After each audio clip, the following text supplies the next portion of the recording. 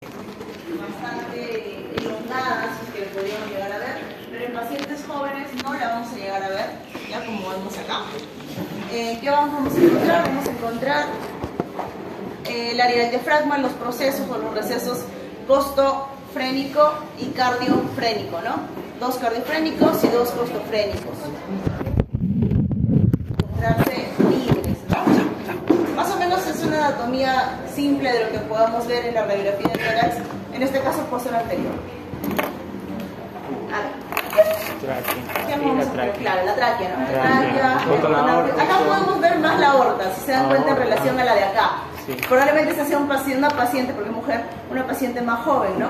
No se ve tanto la aorta, pero en este caso sí, en donde dice D, esa es la aorta, ¿no? Que está elongada en este caso. Elongada quiere decir que está un poco más distendida de lo normal, porque no deberíamos verla así.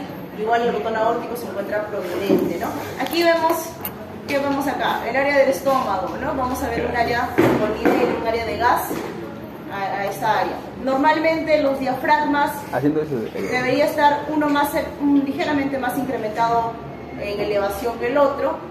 En el lado derecho deberíamos ver que está un poco más arriba que en el lado izquierdo. Eso es normal.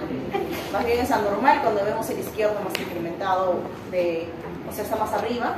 Y esta es una radiografía lateral, ¿no? Esta es una radiografía lateral izquierda. También nos puede ayudar a ver áreas que no logramos ver en esta incidencia.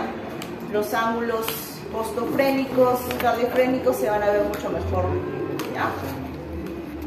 Esta es una radiografía de tórax normal, ¿no? O encontramos algo raro, ¿no?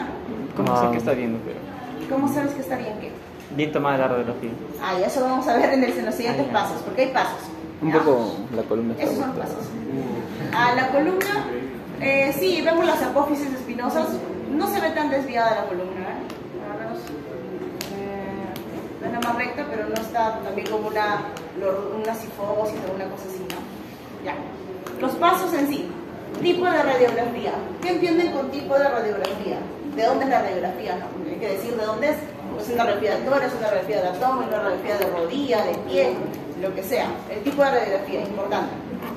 ¿En qué incidencia nos encontramos? ¿Póstero anterior o antero posterior? También hay formas de cómo darnos cuenta ante cuál estamos evidenciando la radiografía. La calidad de la placa. Ahí va a entrar a tallar qué es lo que debemos ver en la calidad, ¿no? ¿Cuántas vértebras podemos o deberíamos llegar a ver? Si vemos más está bien, si vemos menos está mal. O sea, eso es lo que vamos a ver ahorita, ¿no? ¿Cuántas vértebras? También importante ver en la calidad que toda la estructura torácica se encuentre dentro de la radiografía, porque les va a pasar por ahí que van a tener una radiografía de tórax y está por acá. Y la parte de abajo, y como veo si tiene un derrame, si tiene un infiltrado ahí, no lo puedo ver. ¿Ya? ¿Qué más vemos? Tejidos blandos.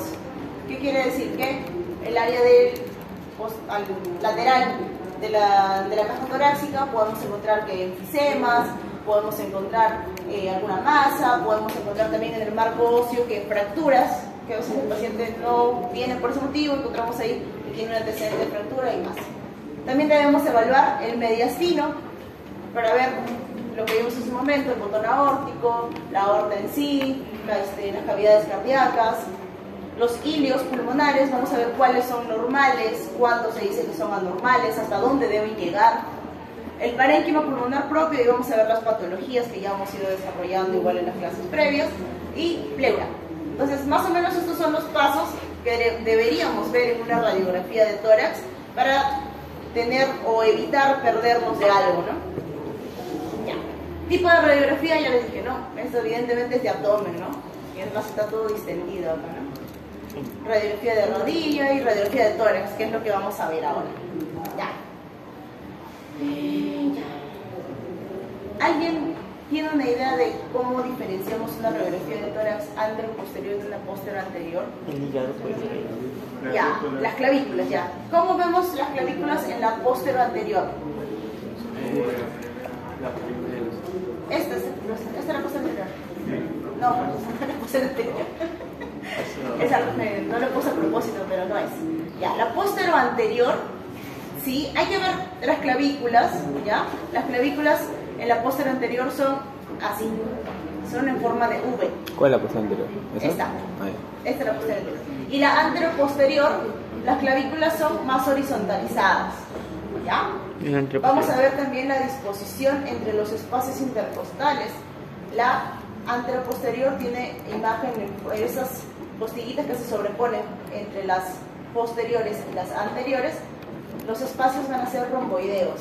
En el cambio de la posterior anterior, los espacios van a ser más cuadrados, bueno, rectangulares. Vamos a ver que en la anteroposterior no se evidencia tanto acá, pero se puede ver incrementado el índice cardiotorácico, ¿no? El corazoncito lo podemos ver más grande. En la posterior anterior no debería verse así. ¿Ya?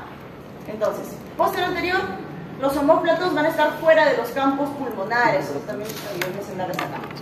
Aquí vemos los omóplatos y no entran, ¿no? Y aquí, acá sí están adentro, ¿cierto? ¿Ya? Los omóplatos van a estar fuera en el caso de la posterior anterior. Las clavículas van a estar oblicuas o en forma de V y los espacios intervertebrales en forma de rombo. Y en el caso de la anteroposterior, que es donde vamos a ver el corazoncito más grande, los omóplatos pueden estar dentro del parénquima pulmonar, las clavículas horizontales, y vamos a encontrar la forma de los espacios en forma rectangular. No estoy señalando nada acá, solamente es para que ustedes me digan qué tipo de radiografía es esta. Posterior anterior, ¿no? Más fácil es con las clavículas, para ser sincera, ¿ya? Porque estar viendo los espacios y los omóplatos, bueno, acá los omóplatos se ven dentro, ¿cierto? Posterior anterior. No es anteroposterior. Es el posterior anterior, ¿no? Es posterior anterior. Por las clavículas. Es posterior anterior, las clavículas están dentro, los omóplatos, si se dan cuenta, este está dentro y este no. ¿Es por qué? Porque esta radiografía está rotada. ¿Ya? Eso vamos a ver más adelante. ¿Ya? Cuando está rotada, ¿qué quiere decir? Nosotros tenemos las clavículas equidistantes a las apófisis vertebrales. Pero si nosotros, cuando tomamos una radiografía, nos tomamos por la espalda, ¿no? El haz de luz que ingresa, si nosotros estamos así, o en una posición así de poder ponernos en diagonal, va a rotar las clavículas y por lo tanto va a hacer que el parénquima pulmonar uno esté más adelante que el otro, y va a ocasionar esto de acá. ¿Ya? Y otras cosas más que vamos a ver más adelante. Pero si es posterior anterior, el corazón. Este es posterior anterior. El corazón no debería estar de este lado. No, está bien. Está bien, es normal. Posterior anterior. El anteroposterior te incrementa el tamaño del corazón, porque es por adelante. ¿Ya? Después si queremos ver cardiomegalia en cuánto. Estamos adelante. Sí, sí está. Índice Por eso cardíaco. esta parte es larga, porque está bien descrito. Ya. Entonces, acá vemos una radiografía posterior anterior, clavícula. Eso es lo más fácil de ver. ¿Ya? A menos que el paciente esté echado. Le toma la radiografía y echado. Posterior anterior. Y el anterior ¿Ya? posterior. Pero si está echado, de hecho, pues es anteroposterior, ¿no? Porque no se va a poder parar. Ya. ¿Qué más? Esta de acá, ¿qué tipo de radiografía? Ignoren las flechitas, porque es por la imagen. Anteroposterior. Anteroposterior. Esta sí es anteroposterior, ¿no? Porque las clavículas son bien horizontales acá. O sea, no hay pierde, ¿no? Las clavículas son las que más nos va a ayudar. Ahora, el corazón, en relación a la caja torácica, se ve un poco incrementado. No puedo sacarle ahorita si es que realmente tiene una cardiomegalia, pero se ve incrementado. Entonces, cuando nos toman la radiografía posterior anterior, esa es la que nos toman a todos, ¿no? Parados, frente a la placa, bien pegados, ¿no? Posterior anterior, de la espalda para adelante. Pero cuando pedimos una anteroposterior, pues el paciente no se pega, ¿ya? Ahora sí, el índice cardiotorácico. ¿Cómo hacemos para medirlo? El índice cardiotorácico se suma el lado derecho del corazón más el lado izquierdo y se lo divide entre todo el rango que se encuentra de la caja torácica. Si tenemos que esta relación sale entre más del 50%, pues tenemos un índice cardiotorácico, ¿no? Incrementado. ¿Ya? ¿Sí? Ya. En este caso, entonces, aquí sí es bastante evidente, ¿no? Aquí no creo que no hay que hacer tanto el cálculo. Tenemos un corazón bastante dilatado, un corazón bastante grande, ¿no? Aquí, en relación a esta caja torácica, probablemente no ocupe más del 50%, ¿ya? Ese es probablemente normal, a nivel del corazoncito hablando, y este sí es una cardiomegalia, ¿no? Vista anteroposterior. Ya. ¿Qué debemos ver también en la radiografía? La calidad de la placa. Un punto importante es la penetración. ¿Hasta cuándo decimos que podemos ver las vértebras en una radiografía de tórax? Para considerar que la radiografía de tórax es una radiografía bien tomada. ¿Por qué? Porque si es que cambia a más de 4 vértebras, ¿ya? Normalmente deberíamos ver 4 vértebras. Si vemos más de 4, acá yo veo todas, ¿ya? Si vemos más de 4, ¿qué quiere decir? Que la placa está muy penetrada. O sea, el haz de luz ha ingresado demasiado. Probablemente lo que ocasiona esto es que perdamos imágenes pulmonares, ¿ya? No vamos a ver si había acá una imagen, una radiopacidad aquí, porque ingresó más el haz de luz, no vamos a poder identificarla. Entonces es una radiografía que no nos ayudaría mucho, a menos que queríamos ver otras cosas, ¿no? Qué sé yo, las clavículas si no tiene fractura, ¿no? Pero no nos sirve mucho cuando tenemos penetración en la placa. Normal hasta el cuarto. Ahora, ¿qué pasa si veo menos de 4, no? Está bien, podemos ver menos de 4. No hay problema, podemos ver 3, podemos ver 2, pero también hay que ver la placa, todo lo contrario a penetración, se llama una radiografía de tórax blanda, ¿ya? Con una radiografía de tórax blanda vamos a ver que las imágenes pulmonares se van a ver mucho más acentuadas. Inclusive tenemos un paciente que no tiene una patología como tal, pero se ve un infiltrado acá bastante irregular, ¿no? Blanco, y son los mismos vasos y bronquios, pero se puede confundir o hacer pensar de que tenemos un problema de un edema cardiogénico, alguna cosa así. Entonces, lo ideal, sí, es ver entre 3 y 4. Menos de 3 se va a ver muy blanda, más de 4 está muy penetrada y no nos ayuda mucho, ¿ya? Importante también incluir todas las estructuras, porque como le digo, ¿no? Si es que me trae una radiografía que termina acá, donde estoy haciendo con el puntito rojo, me pierdo esos recesos, ¿no? Los ángulos. Y si hay alguna cosa ahí, ¿no? A veces las placas también vienen así, cortadas. Bueno, más por acá. ¿Y qué hay por acá? Y si hay un infiltrado en esta zona, ¿ya? O igual con los ápices también. Entonces hay que procurar que las radiografías estén con toda la caja torácica dentro de la imagen. Como esto, ¿no? O sea, esto no es normal, ¿no? Probablemente alguien puso el brazo ahí, alguna cosa así, entonces puede superponerse las imágenes. Y acá perdemos toda esta área de acá, ¿no? No se debería. ¿Qué más? Ya la rotación, lo que les estaba explicando.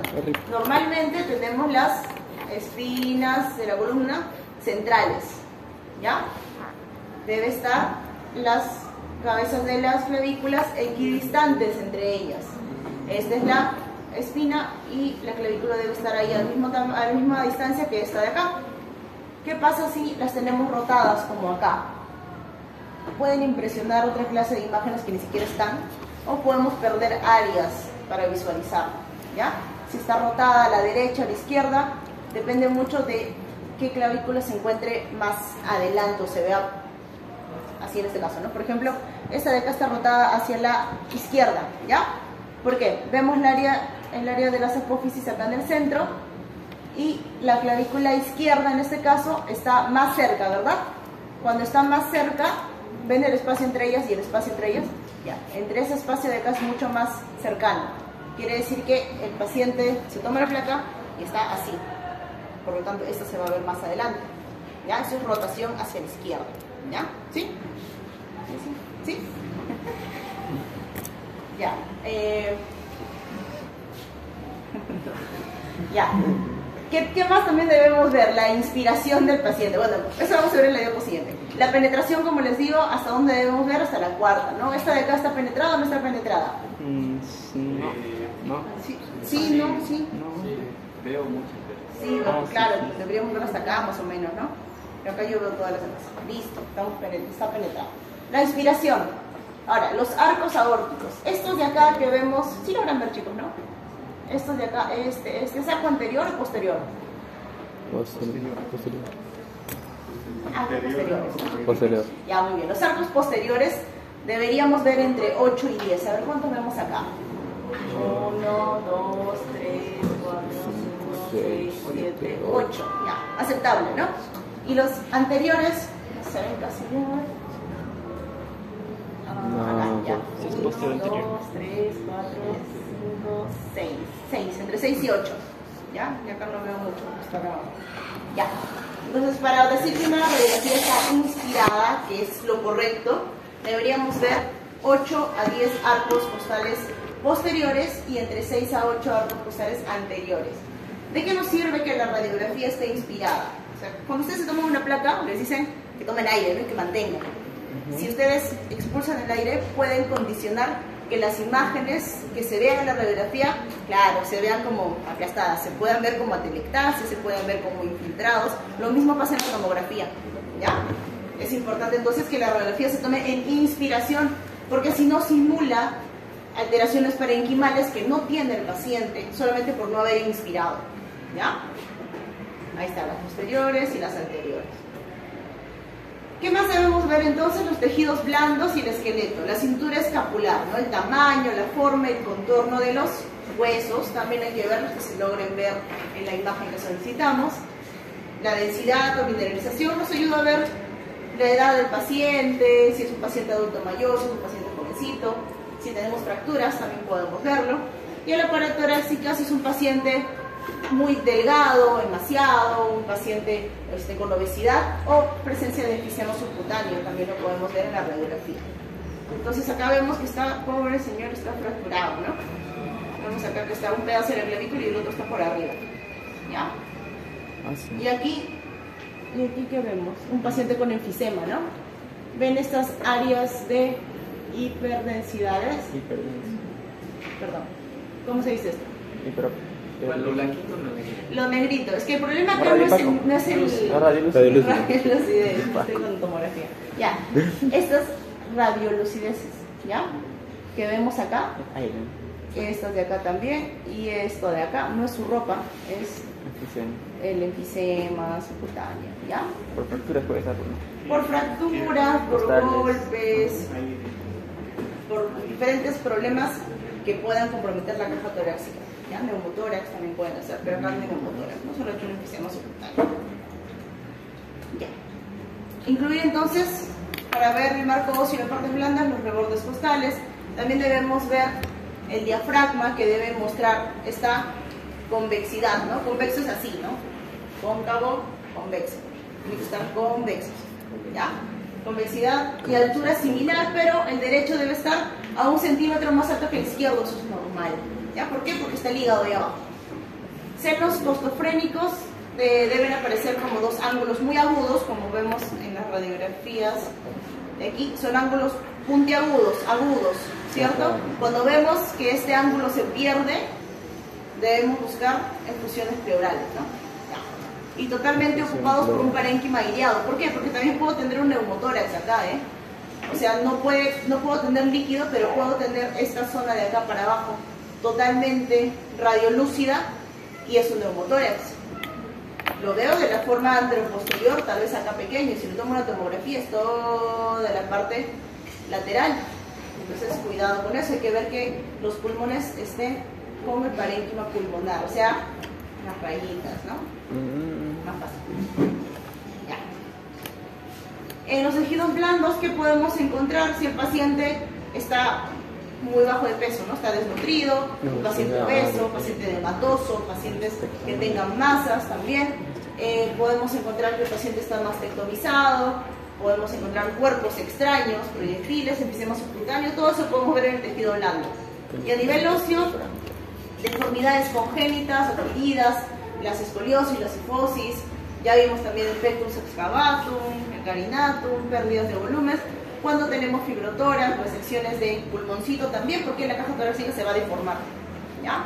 Fracturas, masas, lesiones osteolíticas, costillas supranumerarias, todo eso debemos evaluar en una radiografía de tórax. Y también importante la tráquea y los bronquios, ¿no? Vimos que la tráquea debe ser central, ¿no? Si la tenemos desviada hacia el mismo lado o contralateral, nos hace pensar en algunas patologías. ¿Qué de raro ven en esta radiografía de acá? Muy penetrante. Ya, bueno, o sea, si la queremos leer, es una radiografía de tórax Póster anterior, antero posterior. Póster anterior. Póster anterior, ¿no? ¿Qué más? ¿Qué es el segundo paso? ¿Qué es lo que debemos ver después de si es que está póster anterior, antero posterior? La calidad de la placa, ¿no?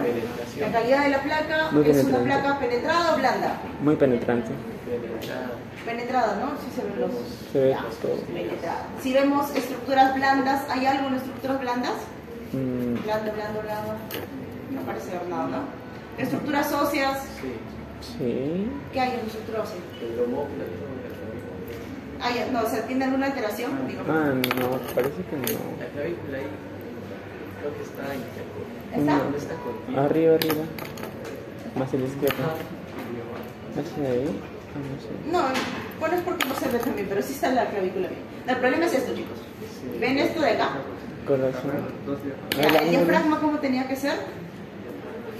Ya, está bien que esté convexo, está bien. Pero acá está, ¿no? Este es el diafragma. El diafragma. ¿Y estas dos rayas que aparecen acá qué son? Intestino grueso. Eso se llama neumoperitoneo, ¿ya? Entonces, no debería verse esta línea superior, esta radiopacidad de enzima lineal.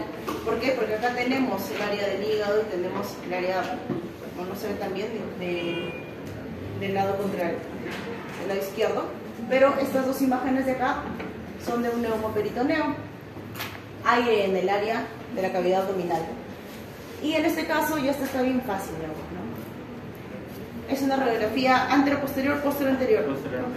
Póster-anterior, penetrada, no penetrada. Penetrante. 1, 2, 3, 4. Sí, No, sí. sí. Se ve penetrada. Puede pasar hasta como normal, pero sí se ve penetrada. Ya. ¿Qué más? ¿Qué es lo raro? ¿Qué es lo malo? Si vemos lo que sigue es áreas óseas y partes blandas, ¿no? Los ángulos, pues. Parece ahí aire. Ajá, acá, ¿no? Enfisema Tenemos todo. enfisema. Ahí tenemos un montón de Enfisema enfisema. todo, sí. Toda esta pared, miren. Todo esto que estoy señalando tiene enfisema, ¿no? Ya. Neumoperitoneo, enfisema subcutáneo. Listo. ¿Qué debemos evaluar también? El mediastino, ¿no? El mediastino, que es el área central, el área que está entre los campos pulmonares, entre los dos pulmoncitos, y que comprende el mediastino, ¿no? Lo más importante, bueno, lo más fácil de ver, la parte del corazón, ¿no? Podemos ver en la radiografía áreas del corazón, sí, no tan bien como una tomografía o una ecografía, que es su examen más predilecto para el corazoncito, pero al menos podemos más o menos determinar las cavidades, si hay crecimiento o no, indirectamente, ¿ya? Entonces tenemos que ver el aspecto global del mediastino. Ahora, ojo, solamente el corazón no está en el mediastino, no están los grandes vasos. ¿Qué más encontramos? Ganglios linfáticos, ¿ya? En niños, niños podemos encontrar el timo también. ¿Qué debemos evaluar? Si el mediastino se encuentra ensanchado, o sea, está más amplio, ¿ya? Si encontramos masas, si encontramos calcificaciones, y también debemos evaluar si encontramos algún dispositivo, ¿no? Dispositivos como catéteres venosos centrales, como catéteres POC, sistemas de alto flujo, ya. El mediastino se va a dividir entre el mediastino anterior, mediastino medio y mediastino posterior, y el superior, ¿ya? Entonces en el mediastino medio se encuentra el corazón, en el posterior, ¿quién se encontrará? Esófago. El esófago, ¿no? Tráquea. Ajá. ¿Y en el superior? Timo. Sí, también en el medio, superior, vasos, ya. Individualismo recurrente. Bien. Variantes. Bueno, acá dice ya, ¿no? Que es un situs inverso. Pero hay que evaluar también eso. Ahora, mucho ojo con qué placa estamos viendo. Si tenemos un paciente con una radiografía de tórax y yo veo que el corazón está para acá, lo primero que voy a pensar es que el paciente tenga un situs inverso. No. Es bien raro, ¿no? Entonces, ¿qué tengo que ver? Que la placa sea pues tomada, que esté del lado correcto, ¿no? Que realmente esté viendo yo el lado real, ¿no? Que este realmente sea el derecho, ¿no? Que no sea el izquierdo, que lo hayan tomado bien, ¿ya? Eso todo hay que evaluar, porque a veces nos traen placas que no son. Pero si es que en realidad sí lo tenemos, pues este sería, ¿no? En el caso de que tengamos el corazoncito hacia el lado derecho, ¿no? Y esto es uno normal, ¿ya? Más del mediastino, podemos ver la vena cava superior, podemos ver la aurícula derecha, el ventrículo derecho, el ventrículo izquierdo, pero lo que les dije es que La aurícula izquierda casi no se llega a ver, es posterior, ¿ya? Vemos también el botón aórtico, el área de la arteria pulmonar también puede estar incrementada de tamaño, puede estar más convexa, podemos tener una hipertensión pulmonar, sí, ¿ya? Importante, el signo de la silueta. ¿Habían escuchado el signo de la silueta? Sí. ¿Sí, no? Nosotros. ¿No? Ya, no. El signo de la silueta es muy importante. Entonces, ¿qué es el signo de la silueta? Tenemos el mediastino, el corazoncito, que está central, y los dos pulmoncitos a ambos lados, ¿no? Entonces, ¿qué nos dice que es el signo de la silueta? Una sombra que difumina una parte del reborde cardíaco va a tener una localización anterior. O sea, ¿qué nos ayuda a ver el signo de la silueta? Si tenemos alguna lesión en el pulmón, para definir en dónde está. Está anterior, está posterior, está en língula, está en el lóbulo medio. Para eso nos ayuda a ver el signo de la silueta. Entonces, esta sombra que difumina, ¿qué quiere decir? Que ya perdemos el borde del corazón. Normal debería estar por acá, ¿cierto? Y se marca, ¿verdad?, en las radiografías. Pero si perdemos ese borde, como dice acá, se difumina, una parte o todo el reborde cardíaco va a tener una localización anterior. ¿Qué quiere decir? Que la lesión que tengo, imaginemos en el caso de una neumonía, y yo tengo esta imagen, ¿no? Y pierdo el borde del corazón, quiere decir que la neumonía probablemente se encuentre en una localización anterior, que puede corresponder a qué localización, a un lóbulo medio, a una língula. Lóbulo medio si es derecho, língula si es izquierdo, ¿no? Y los segmentos anteriores de los lóbulos superiores, ¿ya? Entonces la parte anterior. Si borramos el área delimitada del corazón, tenemos un signo de la silueta positivo. Ese borramiento nos indica lesión a nivel anterior, ¿ya? En el caso de una opacidad sobrepuesta al reborde cardíaco sin difuminar, o sea, se ve el borde cardíaco y se ve una imagen paracardíaca sin perder la diferencia entre el corazón y esa imagen, vamos a decir que la localización de esa imagen es posterior. ¿Por qué nos ayuda esto? Porque en la tomografía es bien fácil, ¿ya? En la tomografía sí se ve dónde es anterior, posterior y todo, pero en la radiografía no, porque ya vamos a ver más adelante que la anatomía del pulmón en la radiografía se superpone mucho entre ella. Entonces, al superponerse no vamos a saber en dónde se encuentra la lesión. Esto se usaba bastante antes, ¿no? Porque no se había tanta facilidad de poder sacar una tomografía, pero igual es importante por rapidez más que todo. Entonces, si borra el área del corazoncito, tenemos una imagen anterior, y si no lo borra, posterior. Más fácil. Signo de silueta positivo cuando borra, ¿ya? Entonces, en esta imagen de acá, el corazoncito más o menos está por acá, ¿no? Pero nos damos cuenta que se ha borrado esta delimitación que hay en el borde, ¿verdad? Porque miren aquí el borde del corazón. Y aquí no hay borde del corazón, y la imagen que está continua el corazoncito no tiene una diferencia en la densidad, ¿verdad? No se ve el borde. Entonces, este es un signo de la silueta positivo. Ajá, quiere decir que la lesión se encuentra anterior. Muy bien. Igual acá, ¿no? Ya está. Ventana aortopulmonar, ¿qué vamos a tener que evidenciar acá o vamos a tener que buscar? Más que todo los ganglios linfáticos, ¿ya? A veces el mediastino tiene ensanchamiento. Los ganglios linfáticos incrementan de tamaño en neoplasias, en tuberculosis, en sarcoidosis. Pueden incrementar de tamaño, pueden calcificarse los ganglios y ensanchar el mediastino. No lo van a ver así, el mediastino delgado, sino desde aquí así, uy, ensanchado. Probablemente está lleno de ganglios, ¿ya? Normalmente esta área debería verse el botón aórtico, una concavidad, o sea, un huequito, y recién entrar a las áreas de las cámaras cardíacas, ¿ya? Eso es lo normal. Pero ¿qué pasa si yo lo veo convexo? Probablemente hay un ganglio linfático, ¿no? Que esté incrementado de tamaño, como en este caso. Vemos que ya, damos la diferencia, ¿no? Aquí está cóncavo y aquí está convexo. Entonces, aquí el mediastino también lo vemos más ensanchado, ¿verdad? ¿Por qué? Porque hay presencia de ganglios linfáticos, como vemos acá. ¿Ya? Que en la radiografía de tórax se superpone, pero en una tomografía ya podemos ver que hay la presencia de una imagen adicional, ¿no? Ya, esta X ignórenla, era por la radiografía en sí. Calcificación de los que le mencionaba, ¿no? El botón aórtico puede verse calcificado, como vemos acá. Me dice que es un paciente probablemente adulto mayor, ¿no? Además también podemos ver cosas raras que podemos ver en la radiografía, como esto de acá, ¿no? Que es un marcapaso. Esto de acá, que es un catéter port. Y los catéteres venosos centrales, que vamos a ver la imagen radiopaca que va hasta el corazoncito, ¿ya? Otro punto importante que evaluar son los ilios pulmonares. ¿Qué debemos evaluar en ellos? Que tienen que tener la misma densidad. El izquierdo puede ser 1 centímetro más alto que el derecho y debería verse hasta entre 2/3 internos. Dividimos así, 1, 2 rayas, ¿no? 2 verticales.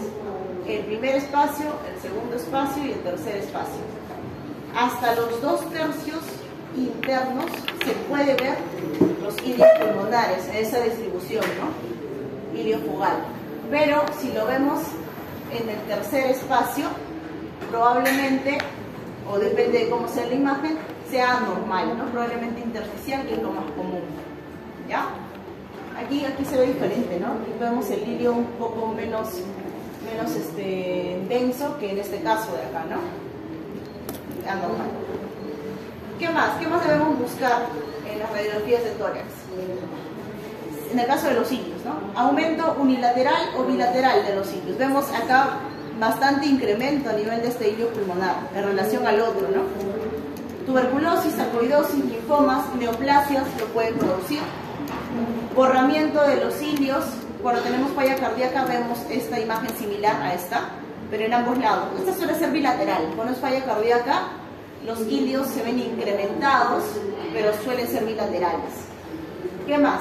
Los ilios pueden encontrarse desplazados en las atelectasias, o cuando tomamos mal de plata también. Podemos ver ilios con disminución de tamaño en el caso de cardiopatías congénitas o en el caso de hipoplasias también. Esto no se ve bien, ¿no? ¿Qué más o menos podría pensar que es esto de acá? Una masa. Puede ser una desviación de... Más una masa, ¿ya? ¿Por qué? Porque es una masa convexa, ¿no? Bastante grande, ¿no? Bastante también incrementada. En este caso era una hipertensión pulmonar, que no debería ser para este lado, ¿no? Porque lo más usual es para el lado izquierdo, pero es una posibilidad. Pero también podría ser una masa, ¿no? ¿Qué más debemos encontrar en una radiografía de tórax? El parénquima pulmonar. Ahora, ¿cómo ver más o menos el parénquima pulmonar en una radiografía de tórax? Es un poquito complejo, ¿ya? En lo que es más o menos la división a grandes rasgos, que más o menos todos tenemos la idea: pulmoncito derecho, pulmoncito izquierdo. El derecho con lóbulo superior, lóbulo inferior, lóbulo medio, el izquierdo con superior e inferior. Ambos tienen las fisuras oblicuas o mayores, y en el caso del derecho la horizontal o menor, ¿no? Ya. Eso es a lo que me refería hace un momento, porque necesitamos el signo de la silueta, al menos en la radiografía. Aquí nos menciona, este es el lóbulo superior derecho, este es en una radiografía lateral, este es el medio, este es el lóbulo medio, vemos aquí, lóbulo medio, y miren todo lo que abarca el inferior. Entonces, es evidente que el inferior y el medio se encuentran superpuestos, ¿verdad? En una radiografía de tórax. Sí lo notamos, ¿no? Para eso sirve la radiografía lateral también. El lóbulo medio es este de acá y el lóbulo inferior es este de acá. Entonces el lóbulo inferior en el lado con el pulmoncito derecho suele abarcar bastante campo pulmonar, y en la radiografía se va a superponer, porque acordémonos que el pulmón no es una imagen en 2D, ¿no? Es tridimensional. Entonces se superponen las imágenes. En el caso del pulmón izquierdo, ese de acá es el superior izquierdo. ¿Todo es superior izquierdo? Aparentemente sí, ¿ya? El superior izquierdo en forma lateral. Este de acá es el área de língula, la parte superior, língula inferior y el lóbulo inferior izquierdo, ¿ya? Para eso sirve la radiografía lateral o la tomografía. porque podemos diferenciar más que todo en las laterales a qué nos estamos enfrentando, a un superior o a un inferior, porque si no, vamos a pensar que todo es superior o todo es inferior, ¿cierto? Ambas se superponen, y peor aún con las língulas, ¿no? Entonces ahí más o menos, ahí entra taller del signo de la silueta, ¿no? Que nos ayuda. Ahora, lo que es segmentación pulmonar, más también para que se den una idea, ¿no? Pulmoncito derecho tiene 10 segmentos y el pulmoncito izquierdo tiene 8. Yo sé que acá dice 10, pero si se dan cuenta el 1 y el 2 hacen uno solo, que es el apical posterior, y el 7 y el 8 hacen en adelante o basal. Entonces ahí son 8 y acá son 10. ¿Ya? Más o menos en radiografía se puede inferir cuáles son los segmentos, sí, pero es un poco no tan específico, ¿ya? No se usa tanto para definir en dónde se encuentra una lesión a nivel de segmentos con una radiografía. Más usamos una tomografía para eso. Ya, vamos a ver lo que son patrones en sí que van a aumentar la densidad. ¿Cuáles son las enfermedades que van a aumentar la densidad pulmonar? Enfermedades del espacio aéreo como las que se sustituyen por líquido, células o combinación de ambos, ¿no? Como cuál, por ejemplo. Enfermedades intersticiales, cuando la densidad se incrementa a nivel intersticio, ¿no? A nivel del intersticio. Entonces, más fácil, aumento de densidad, se ve más blanco, ¿no? Se ve más blanco en enfermedades que incrementan o comprometen el espacio aéreo, y en las enfermedades intersticiales. Vamos a ver imágenes más radiopacas. Esas son aumento de la densidad. Vamos a tener una o más opacidades homogéneas asociadas a borramiento de vasos pulmonares, y puede haber pérdida escasa o nula de volumen. Además, los bordes de las opacidades van a encontrarse mal definidas y se pueden ver los broncogramas aéreos, ¿no? Clásico en las neumonías. Entonces, en los que son con densidad incrementada, en las enfermedades del espacio aéreo, o sea, del alveolo, ¿ya? A nivel focal, vamos a encontrar focal segmentada y no segmentada. En la segmentada, los tromboembolismos pulmonares o las obstrucciones endobronquiales, y en las no segmentadas podemos encontrar las neumonías, las hemorragias, las neoplasias. Podemos encontrar estos aumentos de la densidad de forma parchada también en las neumonías, y generalizadas en el caso de los edemas pulmonares y hemorragias también. Causas de aumento de la densidad en una radiografía de tórax de forma aguda y de forma crónica. De forma aguda, los edemas pulmonares, las neumonías, las hemorragias, las aspiraciones, neumonías aspirativas, y en el caso de incremento de la densidad de forma crónica, también neumonías, pero estas son neumonías organizadas criptogénicas, son neumonías intersticiales, neumonía eosinofílica crónica, también es neumonía intersticial, neoplasia y proteinosis alveolar, de forma crónica. En lo que son enfermedades intersticiales, vamos a ver que la densidad se incrementa a diferentes niveles, por así decirlo. A nivel de los septos, a nivel reticular, podemos encontrar nodulaciones, podemos encontrar una combinación entre retículos y nódulos, y también podemos encontrar una imagen también bien conocida que es el vidrio esmerinado o vidrio deslustrado. ¿Ya? Entonces, en lo que son patrones septales, vamos a encontrar las conocidas líneas B de Kerley, ¿no? Que las vemos. ¿En dónde vemos la línea B de Kerley? Eso se sabe. A, B, cambio. Ya, las líneas B de Kerley las vemos en insuficiencia cardíaca. ¿Ya? Hay un engrosamiento de los tabiques interlobulares que se van a apreciar como esto, ¿no? Como estas pequeñas líneas que acá las flechas también las están señalando. Ojo, todo esto en radiografía todavía, ¿eh? En tomografía es otro cantar, ¿ya? En radiografía vemos estas de acá, estas imágenes septales, ¿no? Líneas cortas entre 1 y 2 centímetros, perpendiculares a la pleura, por eso que la pleura está por acá, son perpendiculares a la pleura. También tenemos las líneas A de Kerley, que van a ser más largas y se van a orientar al área de los ilios. Bueno, acá debe estar el ilio por acá, ¿ya? Y podemos encontrarlos en los edemas pulmonares o en los tumores también. El patrón retículo nodular. El patrón retículo nodular es más característico en el caso de EPIC, ¿ya? Sombras lineales entrelazadas, similares a una red. Acá aparece una red, una mallita, ¿no? Una malla. Y las causas se van a deber a un edema pulmonar, neumonías víricas, o pueden tener causas crónicas que van a ser asbestosis o fibrosis pulmonar. ¿Ya? Cuando el patrón de patrón reticulonodular es más grueso, es más denso, se ve más radiopaca las imágenes, las líneas de esta reticulación, se lo denomina el panal de abejas, ¿ya? Pero el panal de abejas se ve más en tomografía. En lo que es el patrón nodular, van a ser opacidades redondeadas que van a tener tamaños menores a 1 centímetro y se denominan nódulos como tal, ¿ya? Se producen cuando en el intersticio parenquimal se va a expandir de manera aproximadamente esférica, ¿no? Se expande de forma esférica por un infiltrado celular o por tejido fibroso o por ambos. En este caso se suele ver en tuberculosis miliar y las neumoconiosis. En el caso de neumoconiosis van a afectar los campos pulmonares medios y superiores. Ya es bien característico de las enfermedades de tipo neumoconiosis. Centrales, superiores. Y en el caso de la tuberculosis miliar también nos puede dar un patrón nodular, pero esto de acá va a afectar más de forma distal o a nivel inferior o total, que es lo más común, ¿ya? El patrón reticulonodular,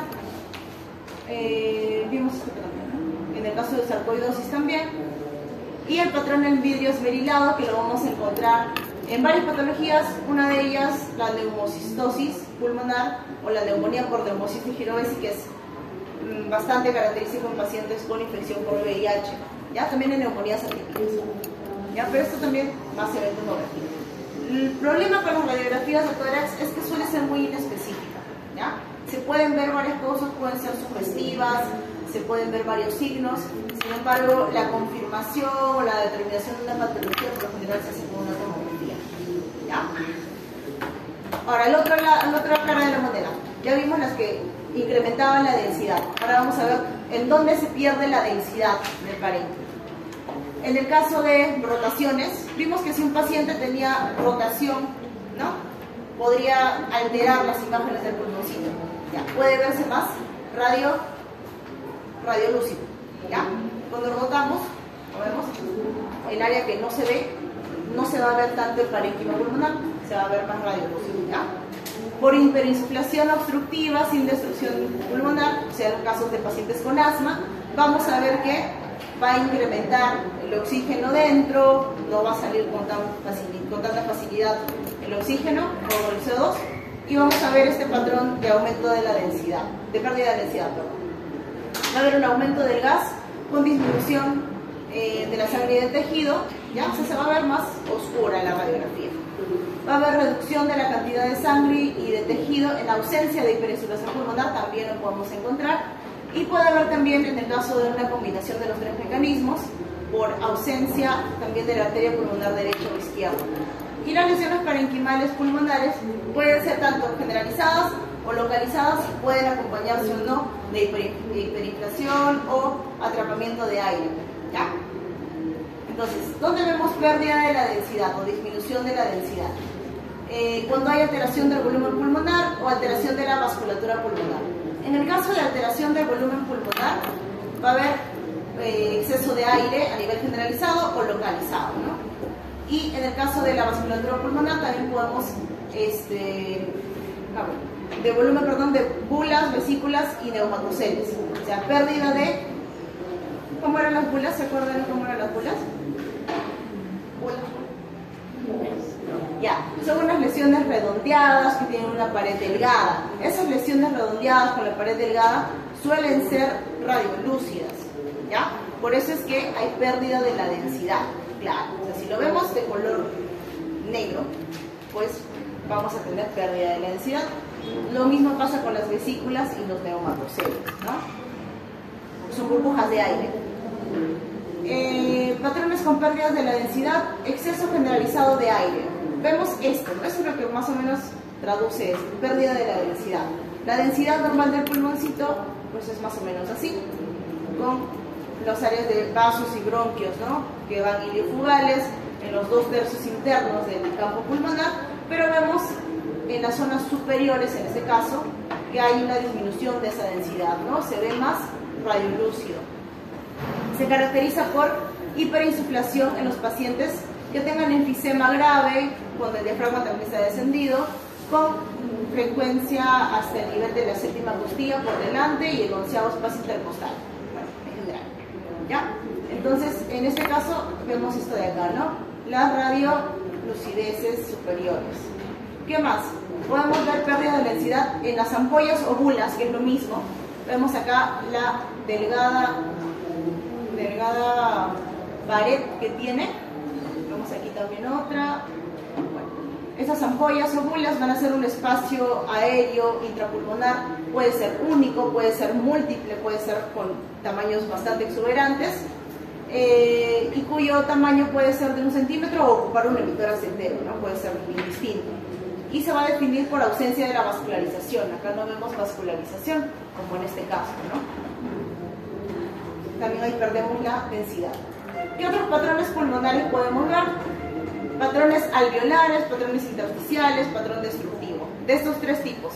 El patrón alveolar, si tenemos una imagen de un infiltrado alveolar localizado, pensamos más en una neumonía. Si tenemos un infiltrado alveolar más difuso, si es iliofugal, más en un edema agudo del pulmón.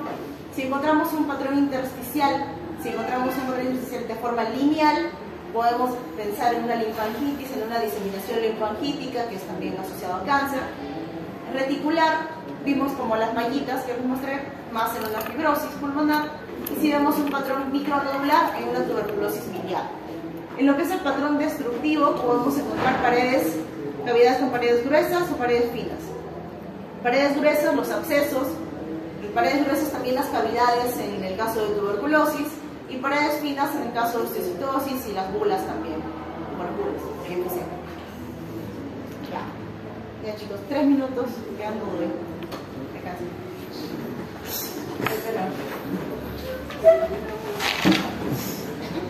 Muchas horas, debería ser 2 horas. Yo no.